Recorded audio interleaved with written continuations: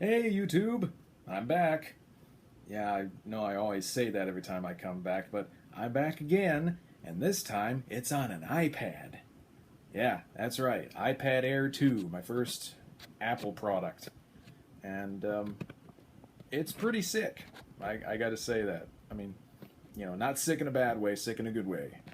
I could not be happier with an iPad Air 2 and all that good stuff. So, because I have not been doing impersonation videos or impression videos or whatever the hell you want to call them in forever, I thought, hey, let's make this ridiculously easy and just shoot it all on an iPad. So for the next couple of months to the rest of this year, I will primarily be doing all my new videos on this. Yes, that does cut down on professional quality, but really that's what I'm not focusing on because there was a guy recently doing a whole slew of like dead on impersonations of every Robin Williams character. He looked like the guy, he sounded like the guy, and he was Robin Williams. And he shot it with probably his own iPhone, if anything. So clearly, the video quality does not matter at all as long as you're awesome to watch. So hopefully, I'll be awesome to watch. But let's cut the crap and get to something interesting. So, what is the first character everybody tries to impersonate? Peter Griffin? Yeah. But what's the first character that a lot of people used to impersonate? Bugs Bunny. And everybody always just said, "What's up, Doc?" That's it. They don't even say any other lines, any other bits of dialogue. They just say, "What's up, Doc?" Why can't you throw in some Space Jam references in there? Maybe there is no intelligent life out there in the universe after all. Why, Michael, I thought you'd never ask. You see, these aliens come from outer space and they want to make us slaves in their theme park. Yeah, what do we care? They're little, so we challenge them to a basketball game.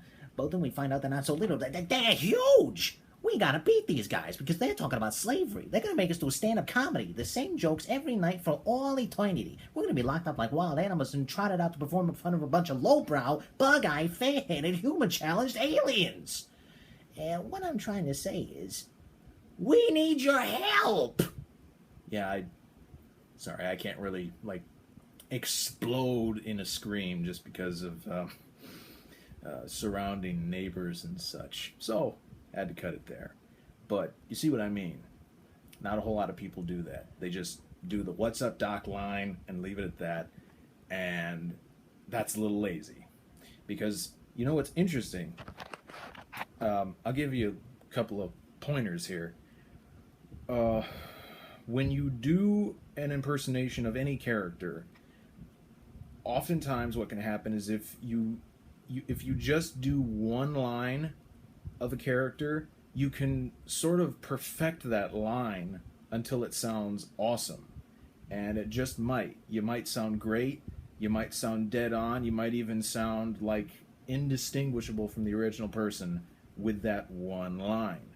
But if you ask that same person to say any other lines that the character has ever said, they fall flat and they lose the voice. They what happens is you lock yourself into understanding like the pronunciation, the accent, the vocal mannerisms of the character as far as that one line is concerned.